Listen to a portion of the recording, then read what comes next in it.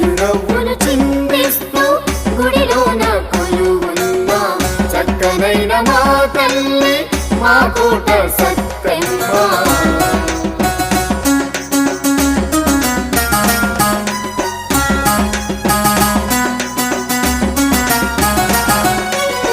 పిల్లలు లేని దంపతులు పెళ్లి కాని వారెవరైనా, పిల్లలు లేని దంపతులు పెళ్లి కాని వారెవరైనా తల్లిని మనసారా మొక్కితే చాలండి, అనుకున్నవి జరుగును నమ్మండి.